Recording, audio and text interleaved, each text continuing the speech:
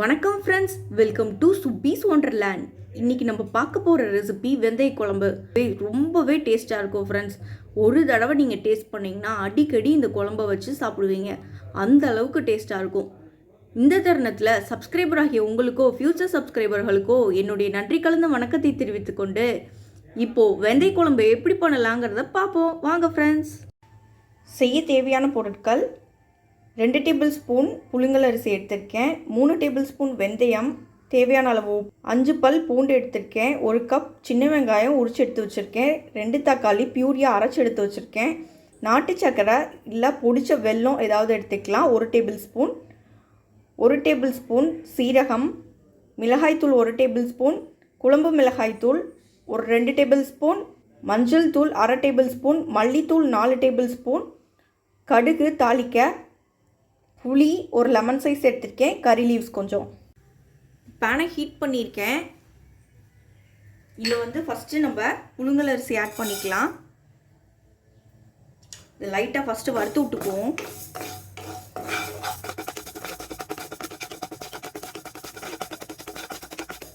இது ஓரளவுக்கு வறுபட்டதுக்கு அப்புறமா நம்ம வெந்தயத்தை ஆட் பண்ணிக்கலாம். ஏன்னா வெந்தயம் சீக்கிரமாகவே வறுபட்டுரும். இப்போ வெந்தயத்தையே ஆட் பண்ணிக்கிறேன்.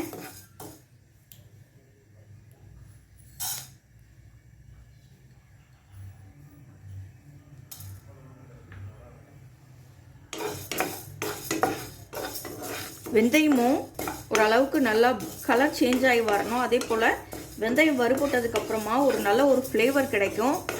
அப்போ நம்ம ஃப்ளேம் ஆஃப் பண்ணிக்கலாம். அது வரைக்கும் நம்ம வெந்தயத்தை வதக்கி எடுத்துக்குவோம்.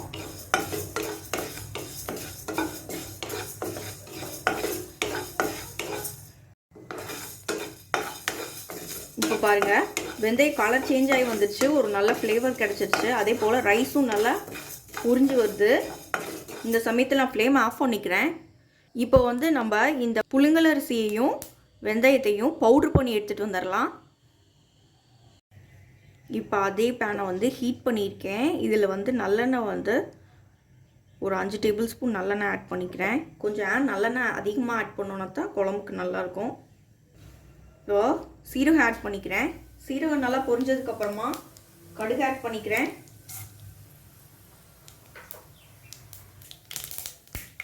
கறி லீவ்ஸ் கொஞ்சம் ஆட் பண்ணிக்கலாம்.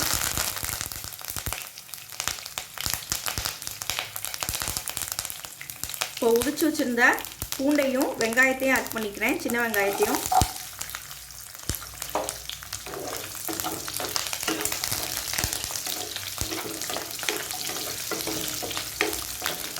வெங்காயமும் பூண்டும் நல்லா எண்ணெயிலே வதங்கி வரட்டும்.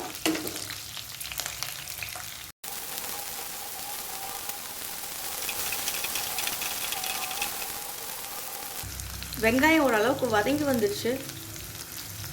இப்போ நான் மஞ்சத்தூள் ஆட் பண்ணிக்கிறேன். இப்போ மிளகாய்த்தூள், இப்போது குழம்பு மிளகாய்த்தூள் இல்லை நீங்கள் சாம்பார் பொடி இருந்தால் கூட அதை ஆட் பண்ணிக்கோங்க. இப்போது மல்லித்தூள் 4 டேபிள் ஸ்பூன் ஆட் பண்ணிக்கிறேன்.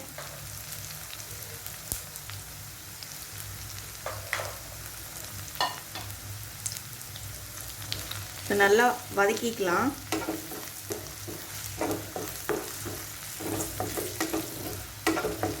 இந்த மசாலாவோட பச்சை வாசனை போகிற அளவுக்கு நல்லா வதக்கி விட்டுக்குவோம்.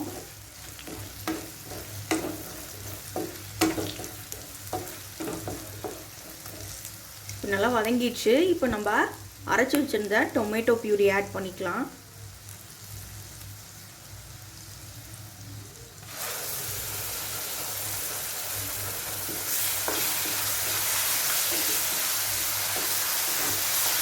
இதையும் நல்லா வதக்கி விட்டுக்குவோம்.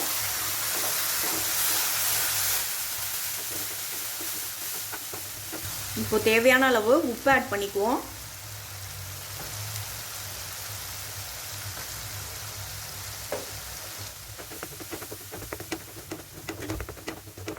இப்போ நம்ம வெங்காயம்லாம் வதக்குற அதே நேரத்தில் நம்ம சைடில் புளியை ஊற வச்சு எடுத்துக்கலாம்.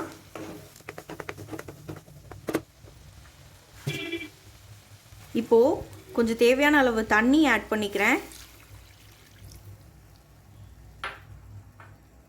தண்ணி ஆட் பண்ணிவிட்டு இதை நல்லா கலந்து விட்டுட்டு மூடி போட்டு ஒரு 5 மினிட்ஸ் நல்லா கொதிக்க வச்சு எடுத்துக்கலாம்.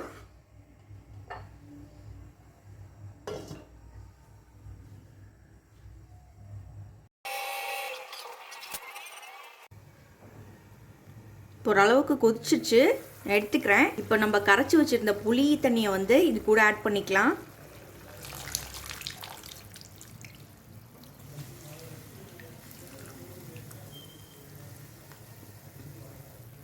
இதையும் நல்லா கலந்து விட்டுக்குவோம். கலந்து விட்டு நம்ம இதையும் வந்து ஒரு 5 நிமிஷம் நல்லா கொதிக்க விட்டு எடுத்துகிட்டு வந்துக்கலாம். 5 மினிட்ஸ் நல்லா கொதிச்சு வந்துடுச்சு.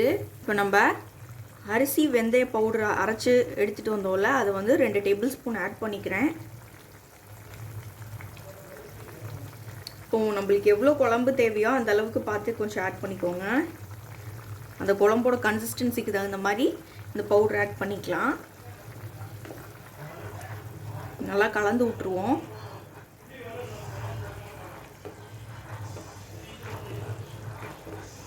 இதையும் நம்ம மூடி போட்டு ஒரு 7 நிமிஷம் சிம்லேயே கொதிக்க விட்டு எடுத்துகிட்டு வந்துக்குவோம்.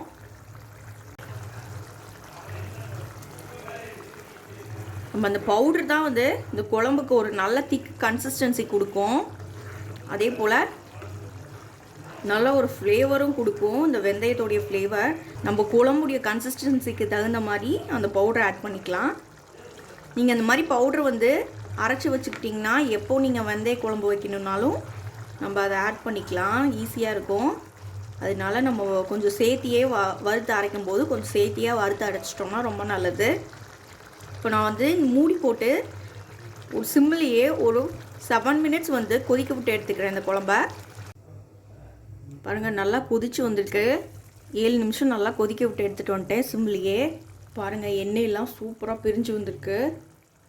கொஞ்சோண்டு நாட்டு சக்கரை இது கூட ஆட் பண்ணிக்கிறேன். இல்லை நீங்கள் வெல்லம் கூட பொடிச்ச வெல்லம் ஏதாவது இருந்ததுன்னா ஆட் பண்ணிக்கலாம். இதையும் நல்லா கலந்துக்குவோம். ஒரு 2 நிமிஷம் வந்து கொதிக்க விட்டு எடுத்துக்கலாம். கறி லீவ்ஸ் கொஞ்சம் ஆட் பண்ணிக்கிறேன்.